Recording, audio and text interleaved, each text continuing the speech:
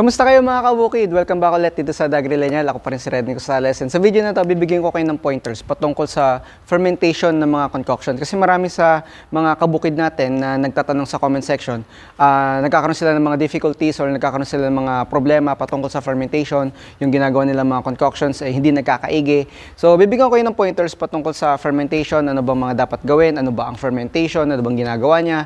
Paano siya nangyayari? Okay, so abangan niyo yan and start natin after ng intro.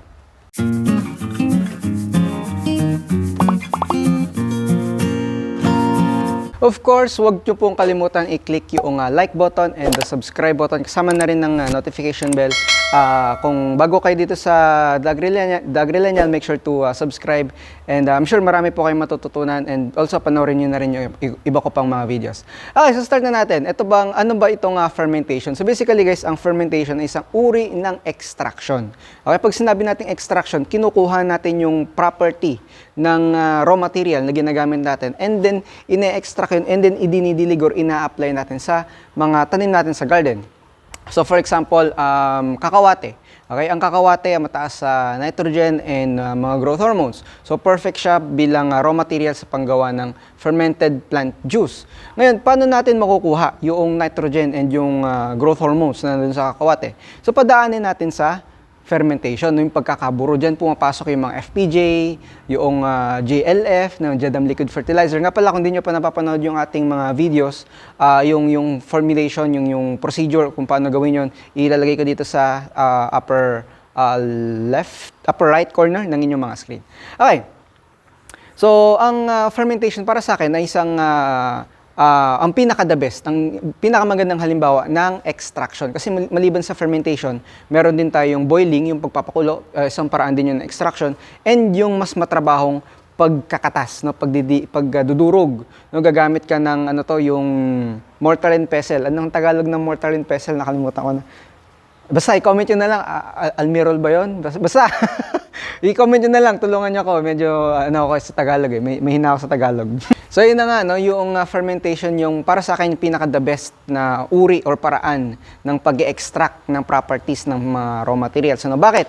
So advantage ng fermentation, mas matagal yung kanyang shelf life. Pagka natapos yung fermentation period niya, pwede mo siyang itago for mga minimum na yung 3 months, 3, 6 hanggang 1 year ang fermentation period. Pero depende kasi yung ating mga fermented mga fish amino acid, yung plant juice, fruit juice, yung molasses kasi natural preservative. Pati na rin yung suka, natural preservative yun. So technically wala silang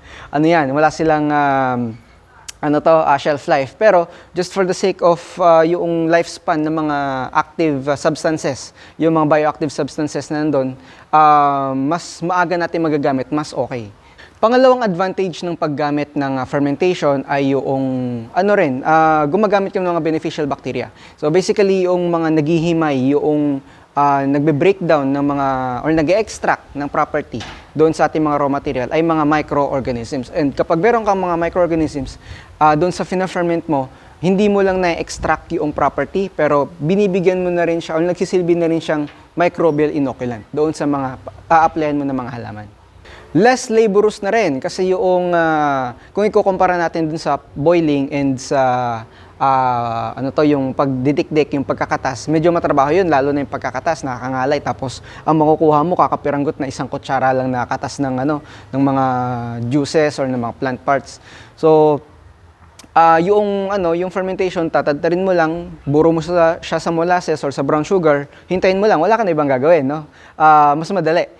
Pero hindi lang naman puro advantage yung fermentation. Meron din siya mga disadvantage. Number one, magastos. Lalo na kapag heavily dependent ka sa molasses and sa brown sugar, medyo magastos din yun sa ngayon. Pero meron tayong alternative doon, no? Yung mga Jadam formulations natin, yung Jadam Liquid Fertilizer. Wala kang molasses doon. Ano lang siya, leaf mold soil lang. Nga pala, kung hindi nyo pa napapanood yung leaf mold soil video ko, i-link ko na rin dito. Basically, ang leaf mold soil, isang uri ng starter, initial culture of beneficial bacteria. Pwede mong ilagay yun sa mga concoctions. Pangalawang disadvantage ng fermentation ay sensitive sa contamination kasi nga we're dealing with beneficial bacteria and konting contaminants lang pwede nang masira yung ano nyo, yung concoction nyo, lalong-lalo doon sa labs. No? Ang daming nagkakaroon ng problema sa labs. Mamaya, i-address natin yan. No? Meron tayong mga frequently asked questions and ikukwento ko sa inyo paano may improve yung inyong tinitimplang lactic acid bacteria serum. Isa pang disadvantage ng fermentation, although wala ka na masyadong gagawin, no, less labor, yun nga lang, medyo matagal. Na medyo matagal siya bago magamit.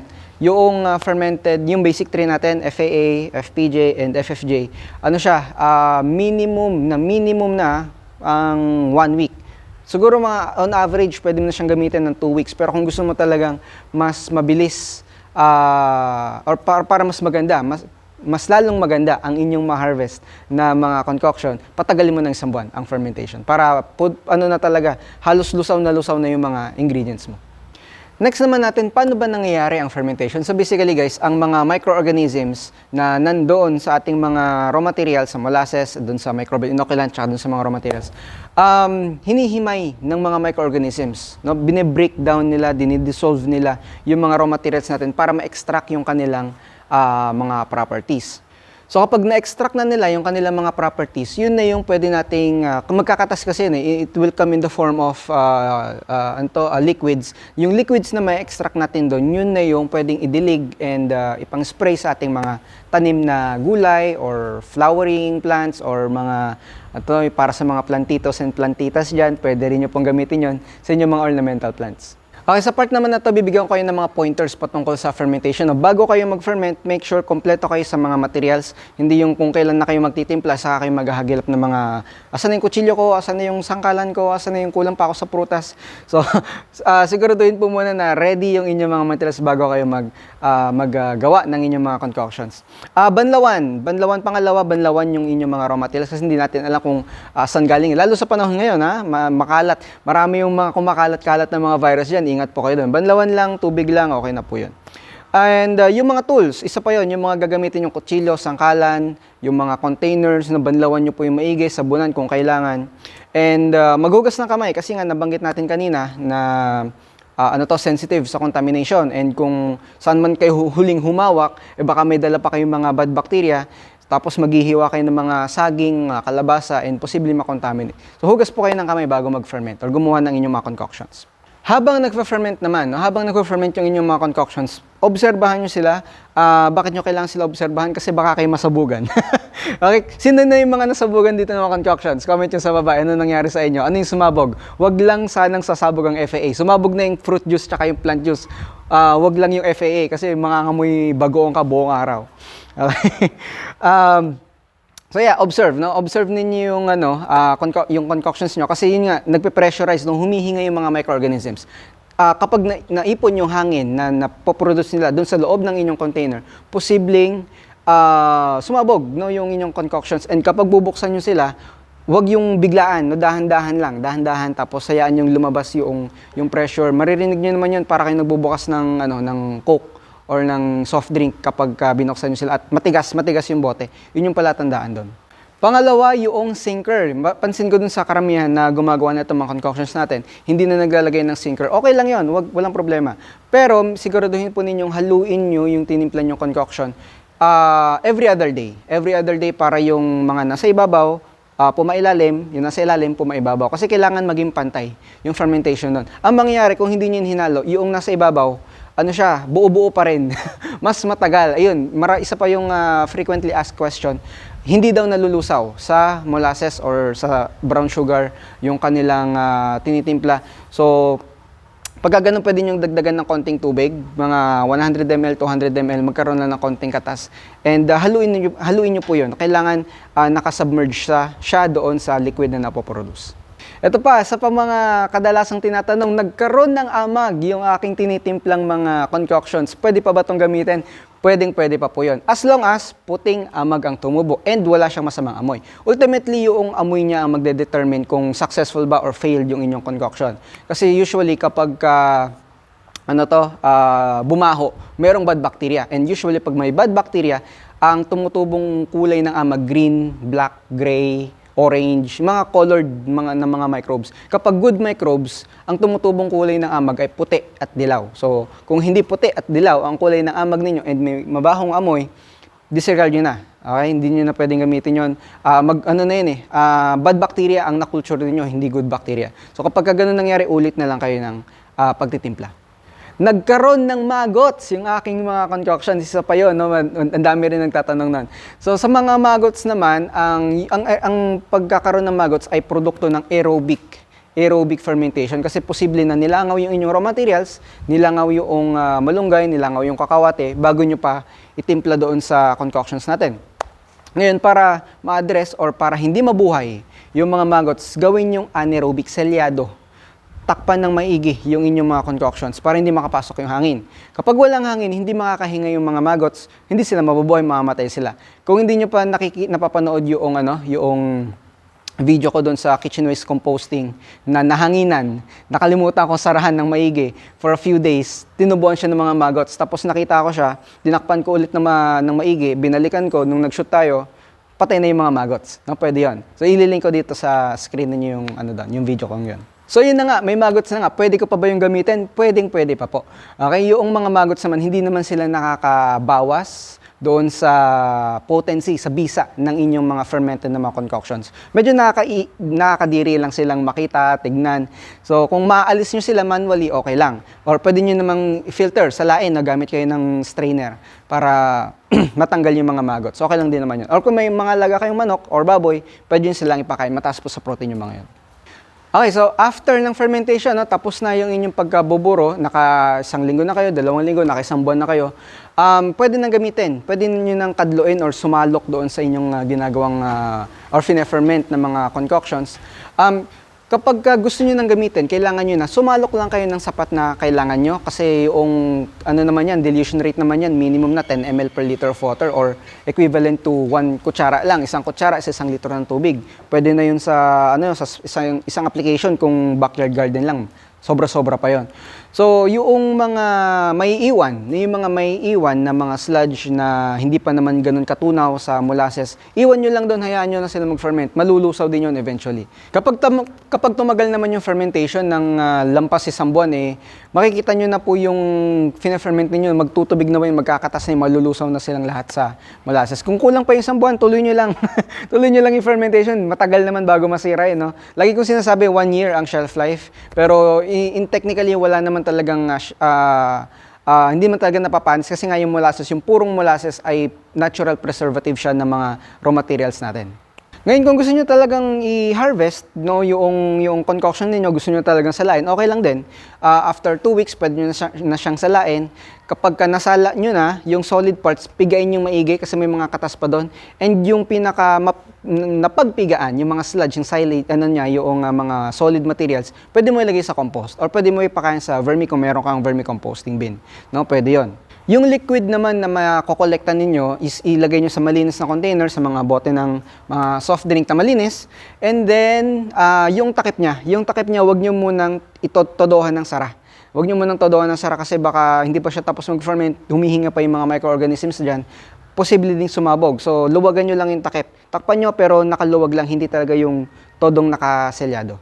So, yun yung mga pointers natin guys sa fermentation. Ngayon, dako naman tayo sa mga frequently asked questions. Ano ba yung mga madalas tanungin ng mga kabukid natin dito sa followers ng The AgriLennial patungkol sa kanilang mga fina-ferment? Isa sa mga common questions na natatanggap ko ay, okay lang ba kung 3 araw lang ang fermentation? Para po sa akin, masyadong maikli yung 3 days. At least siguro, pinakamaikli na yung 1 week. Okay? Lalo na dun sa mga walang starter, walang microorganisms, walang microbial inoculant. Yung tubig lang, pwede yung tubig lang kasi meron naman tayong Jadam liquid fertilizer, tubig lang din yun. Pero meron siyang starter. And yun nga, yung fermentation period dun, minimum nun 1 month. So, matagal talaga, no? Basically, tulad nga na diniscuss natin kanina, pagka fina-ferment mo, ina-extract mo yung katas ng raw material, and kung wala kang nilagay ng mga microorganisms na tutulong maghimay, mag-dissolve ng mga raw materials mo, matatagalan talaga siya bago magamit. Okay? So, yun yung take ko doon sa 3 days na fermentation ng mga organic matter. Pangalawang frequently asked question natin ay kailangan pa bang haluan ng tubig yung asukal? Kasi nga, alternative natin, kung wala kang molasses, pwede kang gumamit ng brown sugar. Pero yung brown sugar ba, hahaluan ko pa ng tubig? Pwede, pero hindi ko na nire-recommend. Kasi yung sugar, in itself, para na rin kasi siyang solidified molasses. Pwede rin yun. Kasi actually, ang molasses, byproduct ng paggagawa ng asukal. So in essence, ang molasses at ang asukal, pareho lang. Okay? Magkaiba lang sila ng form. Yung molasses medyo masabaw, yung asukal, buo. Pero in essence, halos pareho lang talaga yung dalawang yan. Okay? Kung gusto nyong lagyan ng asukal, kung gusto nyong lagyan ng tubig, yung asukal, lagyan nyo mga konti lang, 100 ml, 200 ml, para lang magsabaw yung asukal. Ano? Pero kahit wala na, okay lang din. Kasi yung mga raw material natin, yung mga dahon-dahon, yung mga prutas, meron siyang mga, ang tawag dito, yung moisture content. May dala siyang natural na tubig. Yun yung makukuha natin kapag finerment natin yung mga concoctions natin. Pati yung mga fish amino acid, may natural na moisture content yung mga fish parts. So kahit hindi mo nalagyan ng tubig yung asukal, okay lang din. Kung gusto nyo talagang lagyan ng tubig, konti lang para lang magsabaw yung asukal. Marami rin nagtatanong patungkol sa paggagawa ng molasses. Medyo mahirap pong gumawa ng molasses kasi kailangan nyo ng tubo. Kung meron kayong tubo, pakuluan nyo po siya and then durugin. Basically, yung tubo, no, yung buong tubo, pakukuluan nyo, palalambutin nyo muna yung tubo. Pagka malambot na yung tubo, padaanin nyo sa, yung grater, cheese grater, para makuha nyo, mapino siya. Okay, pagka napino nyo na yun, pigain, katasin, yung katas nun, pakukuluan nyo ulit, mga 6 hours. Kapag after ng 6 hours, yun na yung magiging molasses. So basically, pinapakuluan mo lang yung katas ng tubo. Yun. So, ganun po gumawa ng molasses. Pero yung sugar, hindi na pwedeng maging molasses ulit kasi yung molasses, byproduct yon ng pagluluto ng asukal. Isa pang tanong, pwede bang haluan ng mga microbial inoculants yung aking fina-ferment na concoctions? Pwede. Ang usual dilution rate natin dyan, for every kilogram ng raw material mo, lagyan mo ng 20 ml ng mga microbial inoculant natin tulad ng IMAS, lactic acid bacteria serum, IMO, tsaka yung GMS. Pwede yun. Kahit alin dun sa apat, pwede mong haluan yung tinitimpla mong concoctions para mas mabilis na mag-ferment. Para dun sa mga nakakagawa ng mga lactic acid bacteria serum na tinutubuan ng mga green molds, black molds at kadalasan daw mabaho yung amoy, unahin niyo po muna yung tubig. Yung source po ba ng inyong tubig ay chlorinated? Baka po may chlorine ang inyong tubig na pinanghugas ng bigas. Ang gawin po ninyo, i-dechlorinate nyo muna yung tubig. Lagyan nyo lang siya sa isang timba or planggana, basta malaking container. And then hayaan nyo mag-evaporate yung chlorine for 24 hours. After 24 hours, pwede nyo na siyang gamitin panghugas ng bigas. Ibig sabihin, nag-evaporate na yung chlorine doon, wala na siyang chlorine. Ang chlorine kasi, ang property niya, papatay siya ng microorganisms, good or bad. Basta microorganisms ka, patay ka kay chlorine. So yun yung ginagawa ni chlorine. Kapag nag-ferment ka ng lactic acid bacteria na may chlorine yung tubig, papatayin ni chlorine yung mga microorganisms na supposedly mag-ferment doon sa lactic acid bacteria. Kung walang mga bacteria doon, na good bacteria doon, papasukan siya ng mga bad bacteria. Doon nanggagaling yung mga black molds. Pwede bang i-blender yung mga raw materials natin? Pwede po. No? Mas pino yung pagkakahiwa dun sa mga raw materials natin, mas mabilis silang mag-ferment.